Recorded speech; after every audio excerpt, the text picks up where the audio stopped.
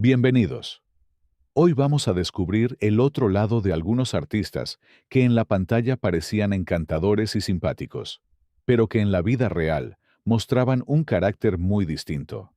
Detrás de las cámaras, lejos de la luz de los reflectores, había estrellas que no toleraban a la gente y cuya verdadera personalidad sorprendía a quienes los conocieron de cerca. Descubramos juntos quiénes eran. Mario Fortino Alfonso Moreno Reyes, mejor conocido como Cantinflas, nació en 1911 en Santa María la Redonda, a un paso de Tepito, y murió en México el 20 de abril de 1993, a los 81 años, detrás del entrañable peladito que le hablaba de tú a los poderosos. Hubo un Mario Moreno bastante más áspero, sofisticado y contradictorio. En el trabajo, quienes lo trataron de cerca describen a un jefe meticuloso y controlador. En las carpas se fogueó improvisando, pero cuando su cine se profesionalizó, exigía ensayos, cuidaba los tiempos de comedia al milímetro y revisaba guiones para que el golpe cómico final recayera en su personaje. A más de un colega, le recortó parlamentos si sentía que distraían la atención. A cambio, era puntual, sabía exactamente dónde poner la cámara y defendía a su equipo ante productores si hacía falta otro día de rodaje. Esa mezcla de disciplina y centralismo lo volvió, para algunos, difícil y poco simpático. Para otros, un líder de set que jamás improvisaba con la taquilla. En persona, no era el bonachón de pantalla. Reservado hasta la hermeticidad, medía sus afectos y se blindaba en círculos muy pequeños. Podía ser seco en un camerino, y minutos después, conmover a medio foro con un gesto silencioso. Pagar el tratamiento de un extra enfermo, costear la renta vencida de un iluminador, o dejar, sin firma, un sobre en la casa del actor. Esa dualidad de dureza y caridad discreta alimentó su leyenda tanto como sus frases. Con el éxito, llegó el vértigo del poder. Mario Moreno no solo fue estrella, se volvió un interlocutor del régimen, un hombre del sistema que podía entrar a Los Pinos, opinar sobre campañas de salud o encabezar colectas nacionales. Tenía trato con líderes sindicales y productores cercanos al gobierno. Su cine en color adoptó un tono más moralizante y, a ojos de críticos severos, demasiado institucional, donde el Cantinflas en blanco y negro desbarataba la retórica del poderoso, el de las décadas posteriores sermoneaba y, a veces, parecía hablar en sintonía con el discurso oficial. Su trato con la gente común era igualmente paradójico. Hay relatos de largas caminatas, donde apenas levantaba la mirada para evitar tumultos, y otros, donde se detenía a hablar con boleros y voceadores que lo reconocían de viejo. A los fans solía firmar, pero prefería hacerlo rápido y sin fotos.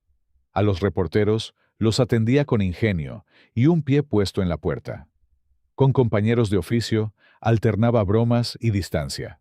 A unos los cobijó y a otros los desconcertó la frialdad con que despachaba rencillas. A un director le concedía temporadas enteras de confianza.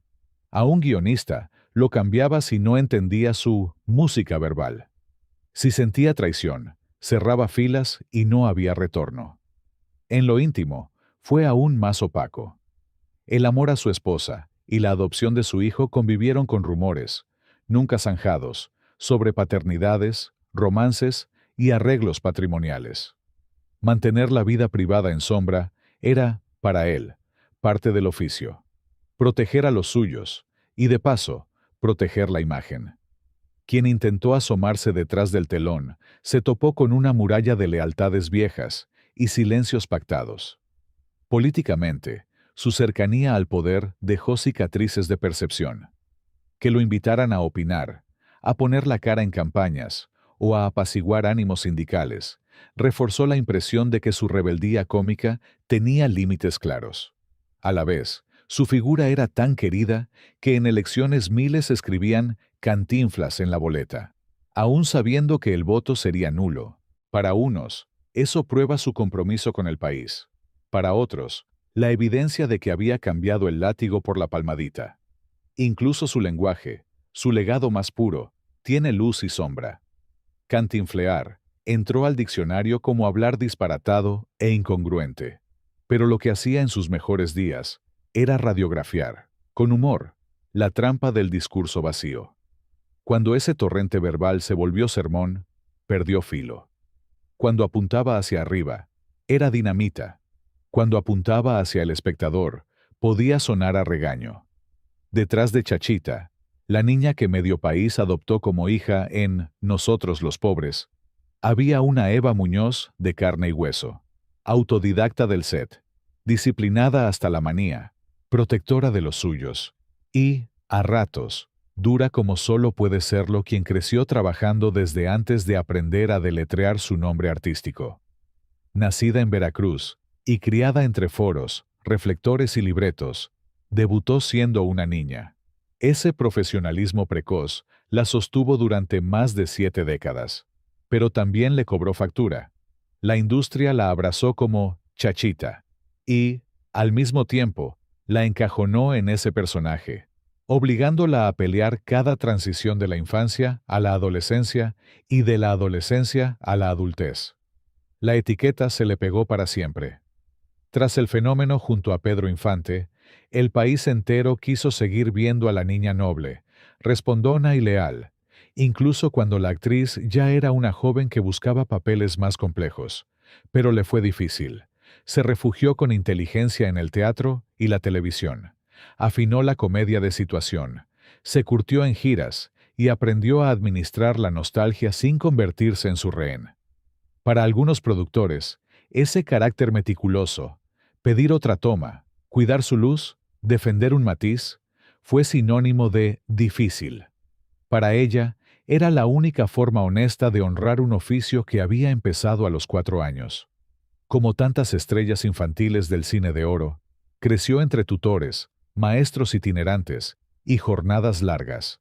Ser la cara visible de una familia en un medio inestable exige precauciones de adulto. De ahí, su forma de blindarse. Reservada fuera del set, muy celosa de su vida privada, poco dada al escándalo y con un círculo de confianza pequeño. Quien la trató de cerca recuerda una mezcla peculiar: mano firme para poner orden en una producción, y otra mano, más discreta, para ayudar a un técnico apurado o a un compañero enfermo. No alardeaba, lo veía como parte del equipo. Esa doble conciencia, la del arte y la del trabajo, la llevó a involucrarse en la defensa del gremio. Era exigente con los contratos, vigilante con los horarios y especialmente sensible a la protección de menores en rodajes, porque sabía por experiencia dónde se desbordan los límites. Esa franqueza, en un ecosistema acostumbrado al "luego vemos", le ganó etiquetas y discusiones, pero también respeto. Si Eva decía que algo no estaba en condiciones, convenía escucharla. En varios proyectos, Evita Muñoz brilló junto a su inseparable pareja artística, Alfredo Jesús Fernández, el Pichi, siendo en Nosotros los Gómez, donde, según compañeros y personal técnico, afloró su carácter más exigente. Lejos de la Chachita, dulce de la pantalla, se mostraba perfeccionista y mandona, queriendo supervisarlo todo, desde el guión a la utilería. Recordaba a todos que era la figura principal, pedía que le hablaran de usted, y evitaba tratar con extras, salvo cuando ella lo autorizaba. Tampoco le gustaba dar autógrafos. En la serie, Elsa Nava interpretaba a su hija mayor, mientras, en paralelo, rodaba una película para adultos. A Evita, eso le pareció inaceptable, y de acuerdo con versiones del equipo, pidió su salida por mala imagen. El libreto se ajustó. El personaje de Elsa fue casado y enviado lejos. El malestar habría llegado al punto de usar influencias para que no la volvieran a contratar en televisión. Con los actores infantiles, cuentan, podía ser implacable. Repetía escenas una y otra vez hasta dejarlos llorando si algo no quedaba a su gusto. Esa necesidad de control también se extendía a su vida privada. Vecinos relatan que cualquier música, incluso a distancia, era motivo para llamar a la policía. Hacía llamadas nocturnas para preguntar a qué hora habían llegado los hijos de otros. Al principio, lo tomaban con paciencia, pero con el tiempo, esas quejas generaron hartazgo general. Sobre Pedro Infante, la relación con Evita trascendió la trilogía de Ismael Rodríguez y se convirtió en amistad y compadrazgo. Ella fue madrina de Irma Infante, la única hija del ídolo con Irma Dorantes. Tras el accidente de 1957, la prensa la buscó sin tregua, pero Evita guardó silencio durante años. Más tarde diría que ella e Irma hicieron un pacto para no hablar del tema y que ciertos secretos se irían a la tumba. Afirmó que siempre extrañaría a Pedro y llegó a sostener que su propia presencia ayudó a disparar su fama. Lo cierto es que ambos tocaron la cumbre gracias a esas películas. Desde 1967. En Familia con Chabelo, un maratón dominical que durante 48 años convirtió al país en sala de estar. Durante décadas, Javier López Chabelo fue muy celoso de su vida privada y, fuera del set, solía ser parco y a veces cortante. Esa reserva se volvió visible en entrevistas y banquillos de prensa, sobre todo cuando le preguntaban por temas personales o rumores. Un ejemplo muy citado es la charla con Paola Rojas en 2015. El actor respondió con evidente incomodidad y tono áspero, lo que generó titulares sobre entrevista incómoda y un debate en redes sobre su trato con la prensa. En otras coberturas, cuando se le insistía con preguntas de chisme, respondió con frases groseras como «Váyanse a comer taquitos de caca», como salida de tono hacia reporteros que lo cuestionaban por su vida personal. Hubo también intercambios puntuales, con reporteras en alfombras o pasillos, donde, al ser presionado por preguntas que no quería responder, se le vio contestar de forma seca o con expresiones como «¿Y a usted qué le importa?». En paralelo, alguna polémica en redes como la foto junto a una joven que circuló años atrás alimentó titulares sensacionalistas. En ese caso, Excelsior recogió la aclaración de Raquel Vigorra. La imagen fue tomada en una fiesta suya y no había nada indebido, pero el episodio abonó a la percepción de que Chabelo se irritaba cuando la prensa magnificaba rumores. En síntesis, fuera del personaje, Javier López podía ser serio, hermético y reactivo si lo acorralaban con chismes o asuntos personales.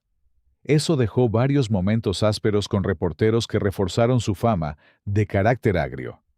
Al mismo tiempo, colegas y obituarios subrayan que en el trabajo fue disciplinado y perfeccionista, con una relación a veces fría, pero profesional con los medios. La mezcla de enorme popularidad, un control férreo de su vida privada y un humor distinto al de su personaje infantil explica por qué esos choques con la prensa tuvieron tanta resonancia pública. Así concluimos este recorrido por el contraste entre la imagen pública y la vida privada de estos artistas. Gracias por acompañarnos en este viaje lleno de curiosidades. No olvides dejar tu comentario, suscribirte y regalarnos un like. Nos vemos en el próximo video.